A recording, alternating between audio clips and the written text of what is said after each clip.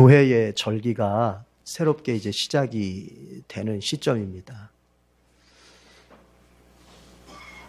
우리가 일반 달력으로 보자면은 2017년도 12월 달, 그래서 새해가 되기에는 아직 한 달 정도가 남았다 볼 수 있는데, 교회 절기상으로는 새로운 절기가 시작된 겁니다. 교회의 절기는 대림절로 시작하는 거거든요. 성령 강림절, 그 긴 절기가 맞춰지고 이제 오늘부터 대림절 절기가 시작되면서 교회는 새로운 절기 가운데 시작된다. 그래서 성서정과도 바뀌는 거예요. 오늘부터 바뀌는 거예요. 지금까지는 사이클 A년도에 성경 본문들을 가지고 우리가 읽고 설교하고 했지만, 이제부터는 사이클 B년도에, 특별히 복음서로 말하자면은 마가의 해, 마가복음 중심의 그런 성서정과가 앞으로 계속 이제 시작이 될 겁니다. 우리가 마음을 새롭게 할 수 있는 좋은 기회입니다. 특별히 대림절이라고 하는 것은 주님의 2000년 전에 주님께서 다시 오심을 기억할 뿐만이 아니라 앞으로 다시 오실 그 주님을 우리가 또 마음속에 기다리며 그분 앞에 설 것을 생각하며 그렇게 내 자신을 준비시키는 기간이 이 대림절 기간이에요. 여러분, 한번 내 자신에게 물어봐요. 나는 정말 주님 앞에 설 준비가 되어 있는지. 그것을 묻고 이제 그리고 그것을 내가 어떻게 준비해야 될지를 고민하는 기간이 바로 이 대림절 기간입니다. 연말과 성탄절과 맞물려 있는 시기이기 때문에 세상 사람들은 들떠 있습니다. 크리스마스의 어떤 그런 세상적 즐거움과 연말연시에 뭔가 그 들떠 있는 분위기 속에 우리가 휩싸이지 말고 우리는 주님의 다시 오심을 내 마음에 되새기면서 주님 앞에 설 것에 대한 나의 영혼과 나의 삶에 대한 들여다봄이 있는 그런 절기가 될 수 있어야 되겠습니다. 먼저 대림절 절기에 대해서 잠깐 말씀을 드렸고요. 여러분 인터넷 뉴스를 통해서도 TV 뉴스를 통해서도 보셔서 아시는 분들도 있을 텐데요. 얼마 전 뉴스를 보니까 참 신기한 뉴스를 봤어요. 생일마다 죽은 아버지로부터 꽃 선물을 받는 그런 젊은이의 이야기가 뉴스에 나오더라고요. 미국 록스빌에 사는 21살의 베일리 셀러스라고 하는 사람인데 16살 때부터 21살 되는 한 5년 정도의 그 시간 동안 돌아가신 아버지가 꽃 선물을 보내주는 거예요. 편지까지 써가지고. 참 신기하죠. 그래서 그 사연을 좀 들여다보니까 이 베일리라고 하는 젊은이가 16세 때, 16살 때 아버지가 암으로 돌아가셨어요. 그런데 그 아버지가 죽기 전에 꽃집에다가 미리 배달을 예약해 둔 거예요. 내 딸의 생일이 언젠데 내년 그 생일 때가 되면은 내 이름으로 나 대신 편지를 써서 꽃 배달을 좀 해달라, 이렇게. 그 아버지가 죽기 전에.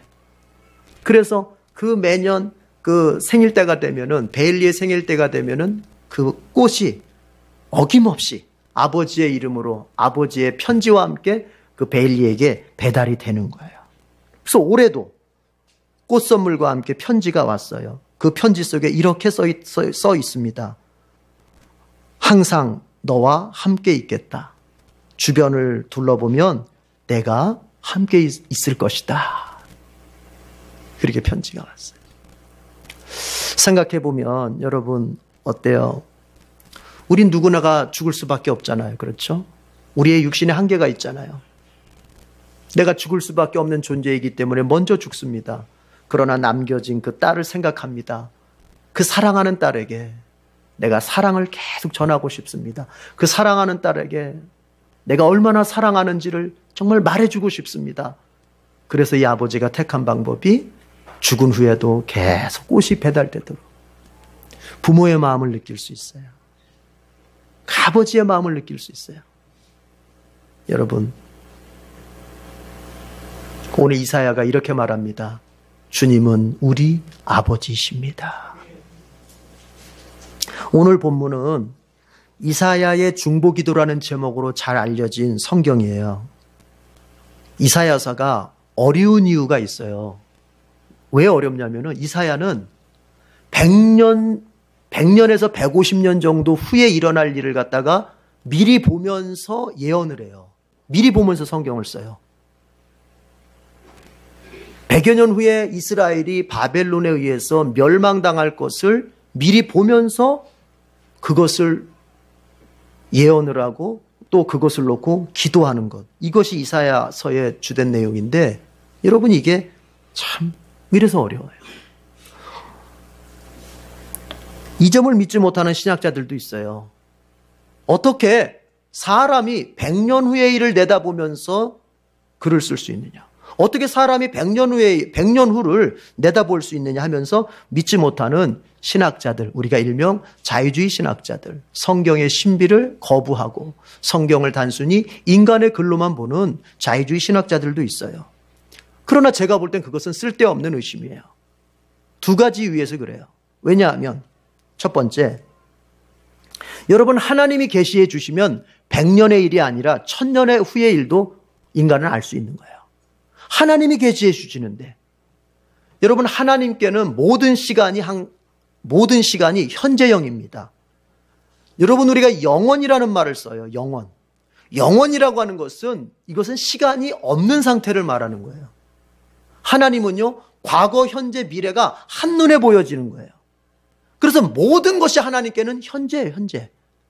베드로가 그거를 이렇게 표현했던 거예요. 하나님께는 하루가 1000년 같고 1000년이 하루 같다. 이게 이해가 됩니까?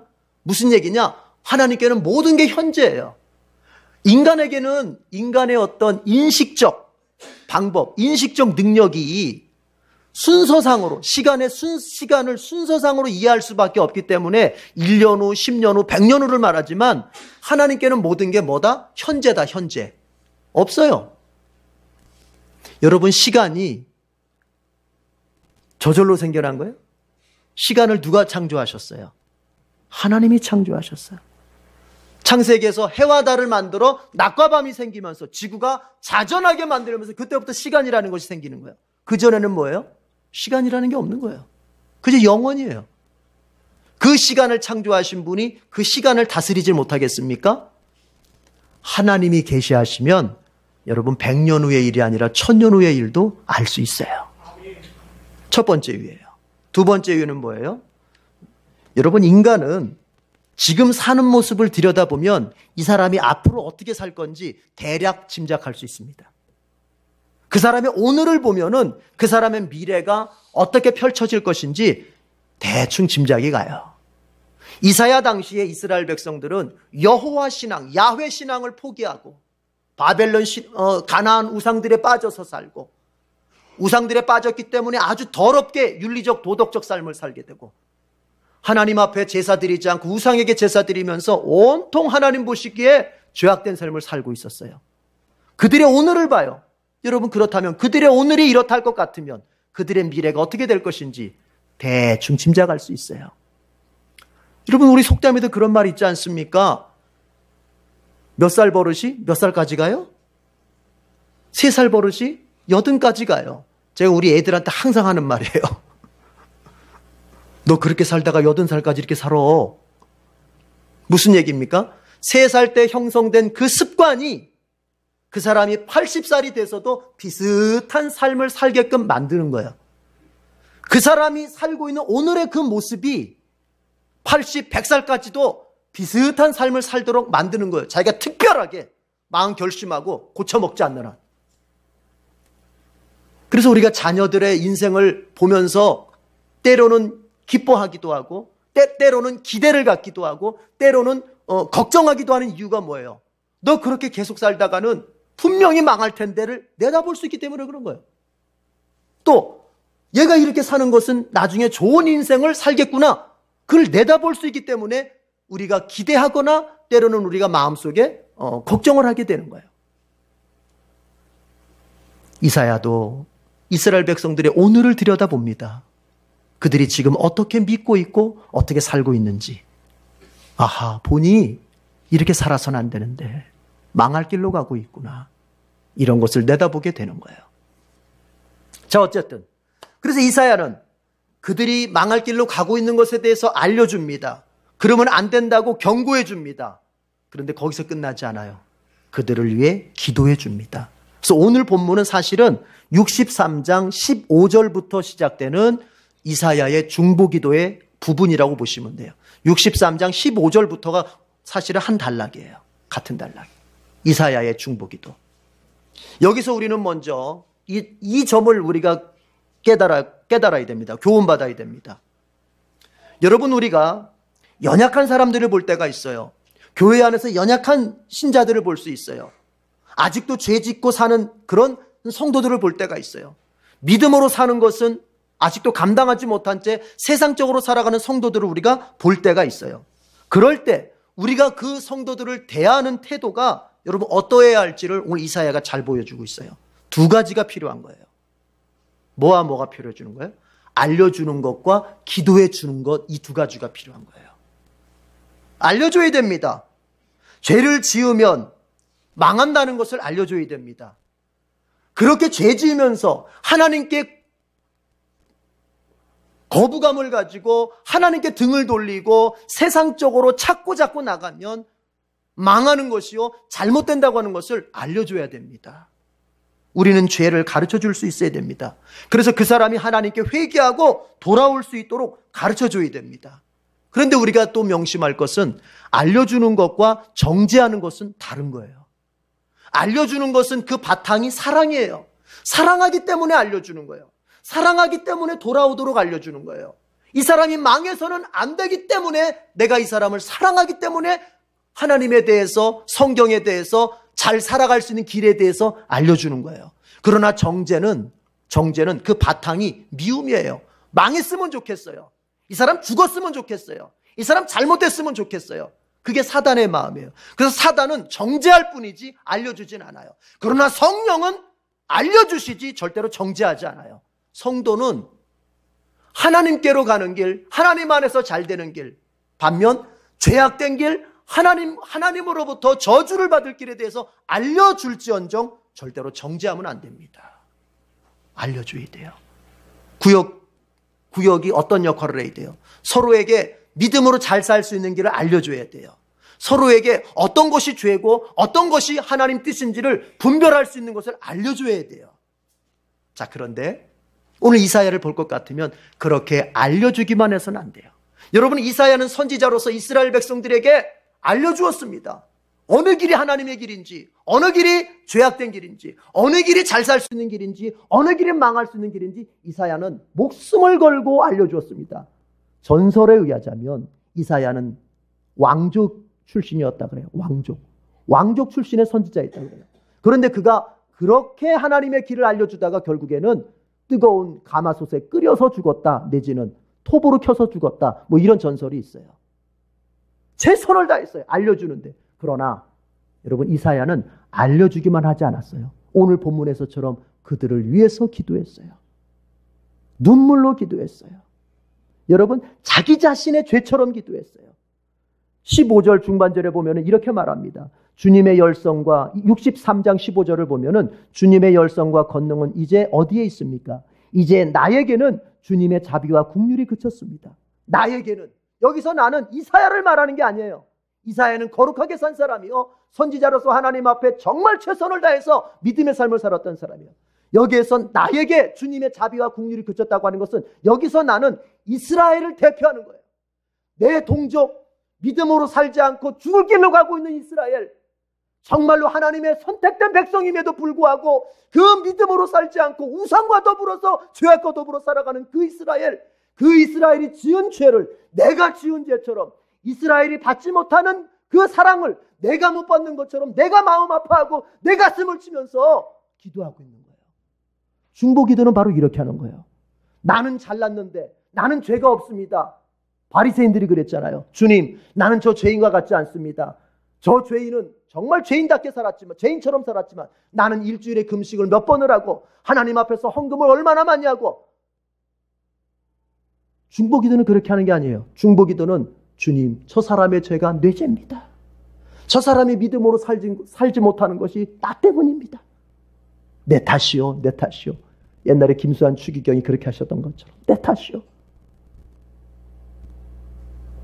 알려줄 뿐만이 아니라 기도해 줘야 되는 거예요. 이렇게 말할 수 있어요. 기도해 줄 마음이 없으면 알려줘서도 안 돼요. 내가 저 사람을 위해서, 저 연약한 사람, 아직도 세상이 좋아서 아직도 세상적으로 살아가고 있는 그를 위해서 내가 눈물로 기도해 줄 자신이 없으면, 눈물로 기도해 줄 마음이 없으면 그 사람을 향해서 진리의 길을 알려줘서도 안 돼요. 왜요? 기도 없이 알려주기만 하면 그것은 정죄로 흐르기가 쉬워요. 정죄로.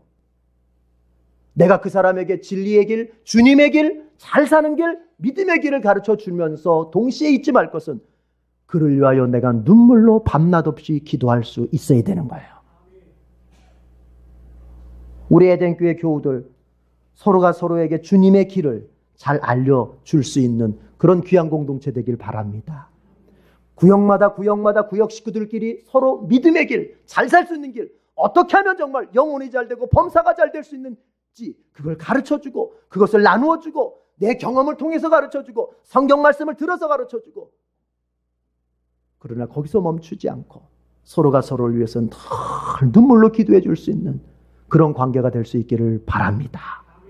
그래서 우리 에덴교회 교우들은 모두가 영적으로도 육적으로도 성공된 그런 길로만 가는 그런 복된 성도가 되기를 바랍니다. 오늘 이사야가 이렇게 말합니다. 이스라엘이 바벨론에 의해서 멸망당한 거, 그래서 너무 비참하게 되고 너무 정말 처절하게 되었는데 이 원인이 왜 이런 일이 벌어졌을까? 이스라엘에게 왜 이런 참담한 고통과 고난이 온 것일까? 왜 이런 일이 일어난 것일까? 이사야는 질문합니다. 그리고 그 원인을 이제 깨닫습니다.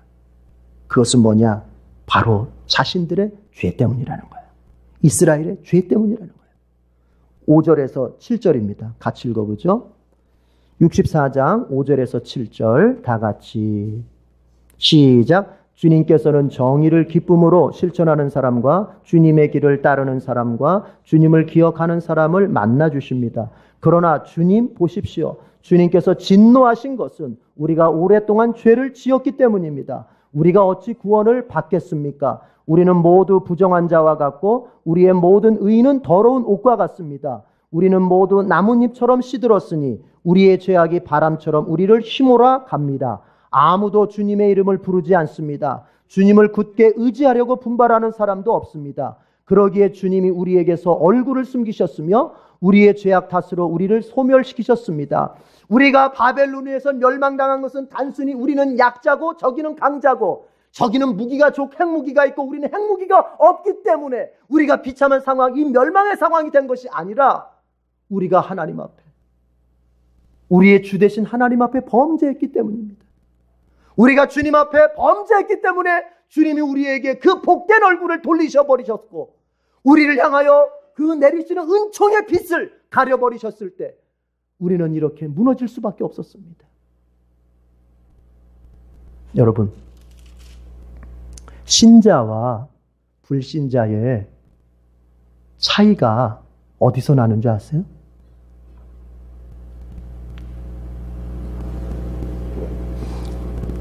신자와 불신자의 차이가 여러 군데서 날 수 있지만 가장 큰 게 뭔지 아세요? 현실을 보는 태도에서 차이가 나는 거예요. 신자는 현실에서 일어난 자신의 일들을 현실적인 조건 안에서만 해석하지 않아요. 내가 돈이 없기 때문이다. 내가 힘이 없기 때문이다. 내가 건강이 약하기 때문이다.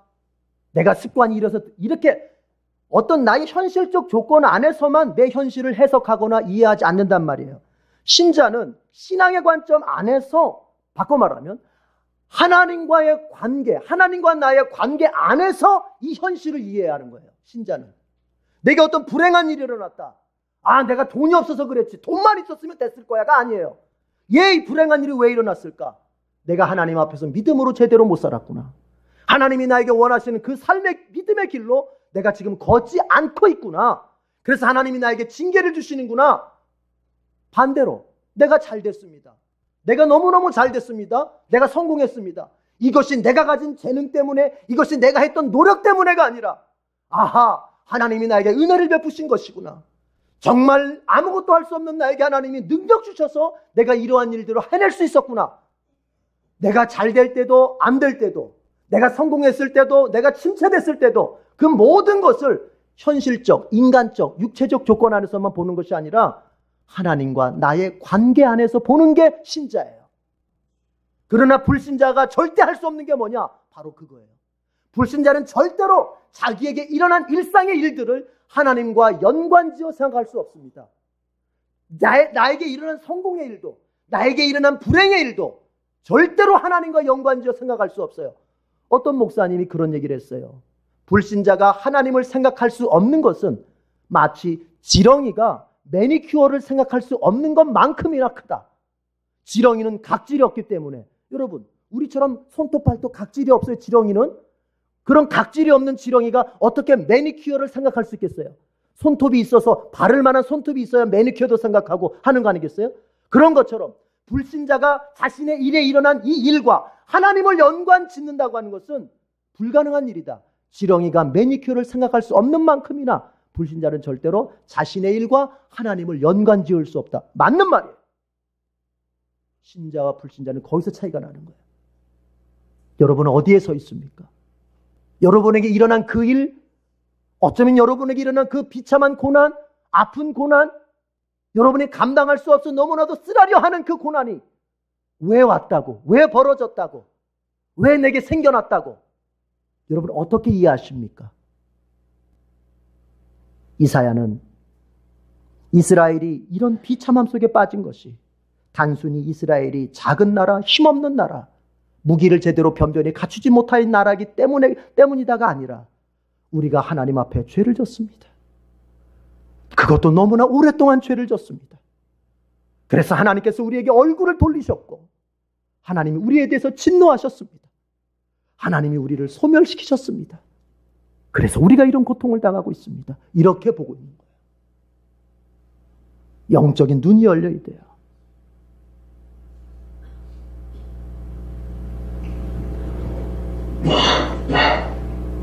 내 자신에게 일어난 일을, 내 자신에게 일어난 어려움을 내가 어떻게 보느냐, 그 원인을 어떻게 보고 있느냐에 따라서 그 다음 단계의 삶의 태도도 달라져요. 단순히 육적인 조건에서만 생각하는 사람, 내가 이게 돈이 없어서 그렇다고 원인을 돈이 없어서라고 생각하는 사람은 그 다음 삶의 처세도, 그 대처하는 방법도 뭐가 될까요? 돈을 더 버는 일에 더 혈안이 될 겁니다. 그러면 그럴수록 어떻게 돼요? 하나님을 더 멀리하겠죠. 그러면 더 깊게 망해가는 길로 가게 되겠죠. 여러분, 원인 진단을 잘해야 돼요. 오늘 본문과 연관지어 생각할 때 우리의 고난이 혹 하나님 앞에서 믿음으로 사는 일에 실패했기 때문이 아닐까 생각해 봐야 돼요. 나는 믿음 생활 별로 그렇게 열심히 안 해도 현실은 잘 돌아가고 있는데, 이걸 아셔야 돼요. 바울이 로마서 1장에서 뭐라고 말합니까? 그게 제일 무서운 형벌이다, 그렇게 말해요. 내가 하나님 앞에 신앙생활 제대로 안 하고 있는데 돈도 잘 벌어지고 자식들도 잘 커가고 있고 남편도 승진하고 내 육신도 건강해. 바울이 말합니다. 그게 더 무서운 형벌이다, 그러는 거예요. 바울이 뭐라고 말합니까? 죄인들이 하도 하나님을 거부하고 죄지니까 하나님이 그 상실한 마음대로 내버려 두셨다는 거예요. 하나님의 내버려 두심, 바꿔 말하면 하나님이 유기하심이 가장 무서운 형벌인 거예요. 빨리 긴장해야 돼요. 기도하지 않는데 아무 일도 없다? 빨리 긴장해야 돼요. 내가 예배 생활 제대로 안 하는데 아무 일이 없다? 빨리 긴장해야 돼요. 내가 주님 앞에 간절히 가난한 마음으로 부르짖지 않는데 일이 오히려 더 잘 열리더라? 그래서 어떤 사람은 농담으로 이런 얘기를 하더라고요. 아이고, 나는 기도하면 더 안 되고요, 기도 안 하면 더 잘 되더라고요. 그래서 그냥 기도를 안 하고 살아야겠어요. 무서운 말이에요. 무서운 말이라고요.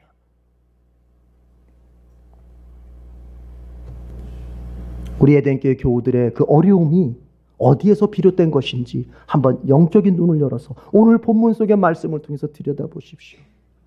혹시 이사야가 진단하고 있는 것 같은 정말로 하나님을 멀리했기 때문에 내게 닥쳐온 하나님의 징계적 차원의 고난은 아닐까 생각해 보십시다. 우리가 적어도 주 안에서 구원받은 하나님의 신실한 자녀라면 하나님께서 절대로 우리가 하나님으로부터 멀어지는 것을 절대로 용납지 않을 것입니다. 우리가 구원받지 못한 사람이고 그저 이 세상 그냥 살다가 영원한 심판으로 갈 하나님께 버림받은 사람들이라면 우리가 하나님으로부터 멀어지는 거 하나님 그렇게 신경 쓰시지 않습니다. 그러나 우리가 적어도 예수를 믿어 하나님 자녀된 사람들이라면 우리의 행위가, 우리의 선택이, 지금 나의 삶의 태도가 하루하루 살아가는 그 모습이 하나님하고 멀어지고 있다면 하나님은 반드시 그를 되찾기 위하여 반드시 주님은 어떤 방법을 실행하실 것입니다.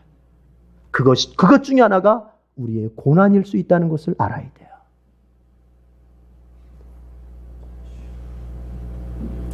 이 기도는 뭐냐면은 단순히 그렇게 진단만 하고 끝나는 게 아니에요. 그렇습니다, 주님.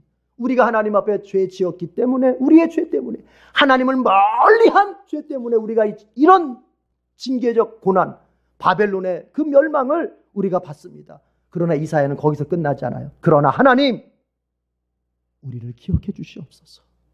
우리의 죄는 용서해 주시고 우리의 삶은 다시 한번 회복시켜 주시옵소서. 이렇게 기도하는 게 이사야의 기도예요. 핵심이에요. 그런데 이사야가 죄를 용서해 주시고 우리의 고난의 삶은 다시 한번 회복시켜 달라고 그렇게 바랄 수 있었던 근거가 어디 있느냐? 여러분, 그것은 이사야의 믿음이었는데 그 어떤 믿음이냐면 주님은 우리의 아버지시기 때문에 그렇습니다. 여러분, 63장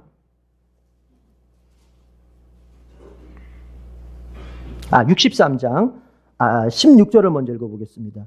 이사야 63장 16절 다 같이 시작. 주님께서는 우리의 아버지이십니다. 아브라함은 우리를 모르고 이스라엘은 우리를 인정하지 않는다 하여도 오직 주 하나님은 우리의 아버지이십니다. 옛적부터 주님의 이름은 우리의 속량자이십니다. 자, 64장 8절 다 같이 읽어보겠습니다. 8절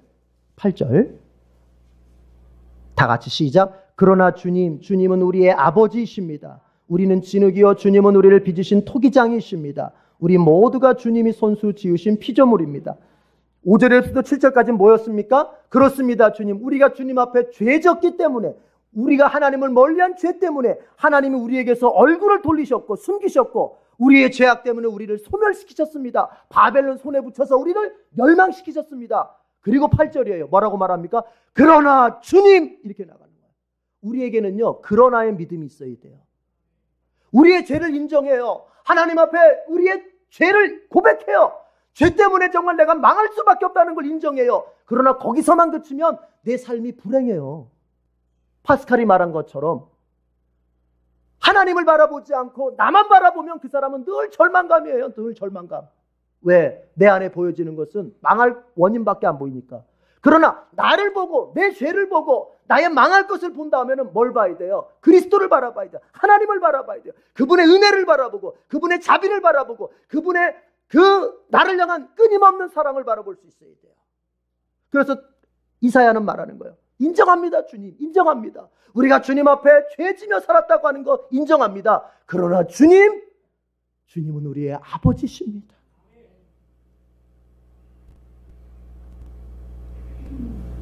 이게 중요한 거예요.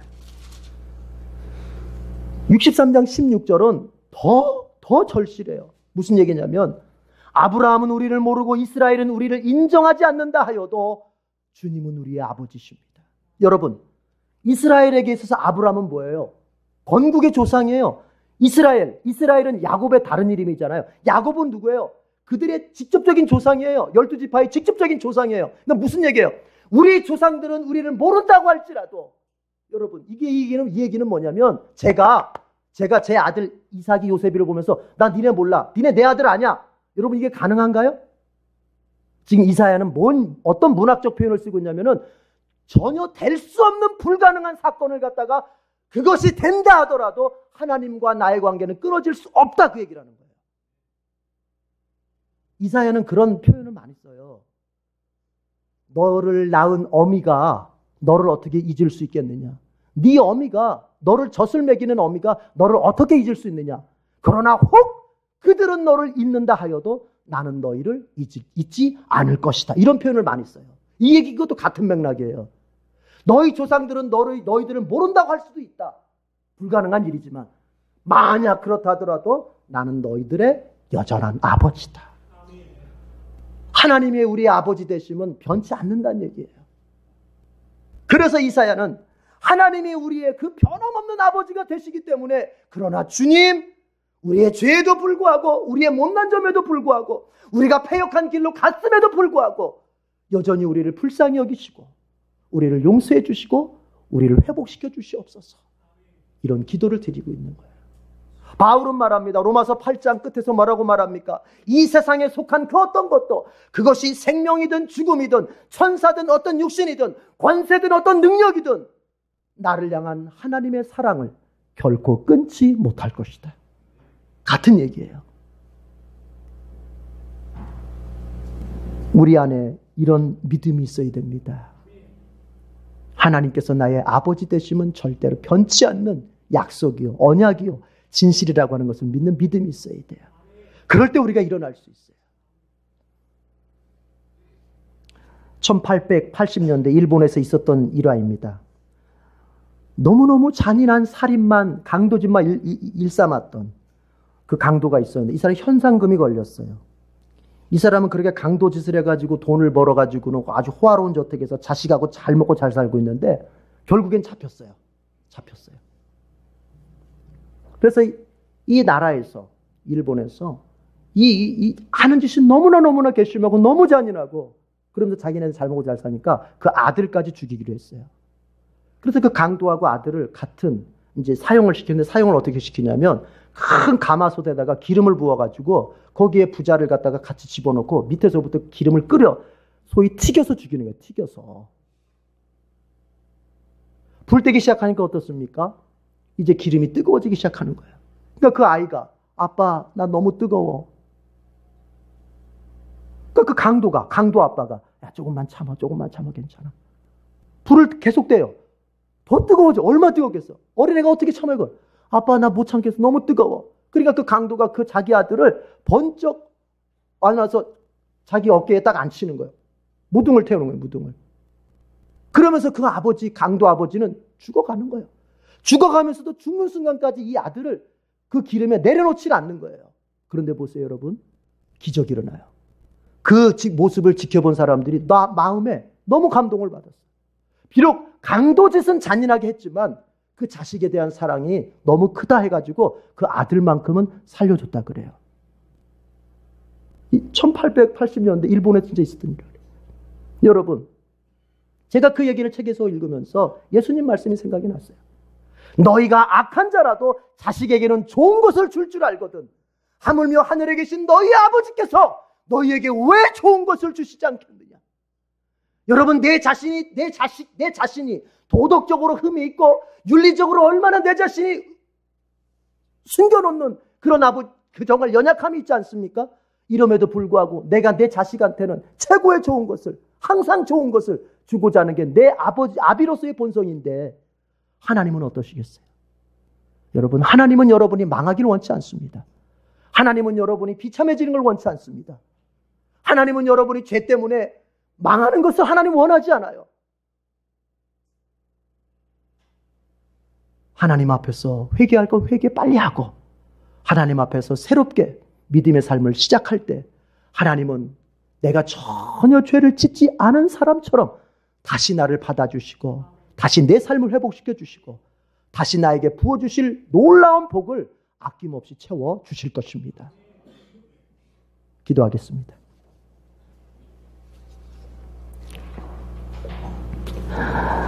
하나님 아버지, 이스라엘의 그 비참한 모습처럼 우리가 삶에서 큰 어려움을 당하고 있다면 이제 그 일이 무엇과 연관이 되어 있는지를 우리가 진지하게 살펴볼 수 있게 하여 주옵소서. 하나님, 나는 지금 하나님과 함께하는 인생을 살고 있는지 살펴보면서 내가 하나님과 멀어져 있을 때 하나님은 반드시 나를 하나님 곁으로 부르시게 하여 고난도 사용할 수 있음을 오늘 본문을 통해서 우리가 깨닫게 되었습니다. 혹시 내가 겪고 있는 이 물질적 고난, 건강의 고난, 관계적 고난, 가정 안에서 일터 안에서 잘 되어지지 않는, 그래서 내 자신이 너무나도 작아지고 비참하게 느껴지는 그 고난들이 내가 하나님으로부터 멀리 있기 때문은 아닌지 우리가 겸손한 마음으로 살펴볼 수 있게 하시고, 만약 그렇다면 주님 앞에 회개하며 다시 한번 믿음의 길을 시작할 수 있는 우리 모두가 되게 해 주시옵소서. 주님은 우리가 결코 망하기를 원치 않습니다. 우리가 결코 세상 가운데 낙오자가 되어 살기를 원치 않으십니다. 주님은 우리가 잘 되기를 바라시고 우리가 세상 가운데서도 좀 우뚝 서기를 바라십니다. 그리고 주님은 약속하셨습니다. 주님의 뜻대로 사는 자를 모든 세계 민족, 모든 민족 위에 가장 큰 민족, 우수한 민족으로 세워주겠다고 이스라엘에게 약속 주신 것처럼 우리에게도 동일한 약속이 남아있음을 믿습니다. 주님, 이제라도 우리가 주님께 돌이켜서 주님이 원하시는 길로 갈 수 있게 해주시옵소서. 그리고 우리가 그 길을 걷기 시작했거든 주님 잘 걸을 수 있도록 도와주시고, 또한 그 길 끝에서 주님께서 우리의 고난의 문제들을 다 제거시켜 주시고 비참의 문제들을 제거시켜 주시고 이스라엘을 바벨론 포로 생활에서 다시 해방되어 고국으로 돌아올 수 있도록 회복시키신 것처럼 우리의 모든 문제들이 회복되는 역사가 있도록 도와주시옵소서. 감사합니다. 이 모든 말씀 예수님의 이름으로 기도드립니다. 아멘.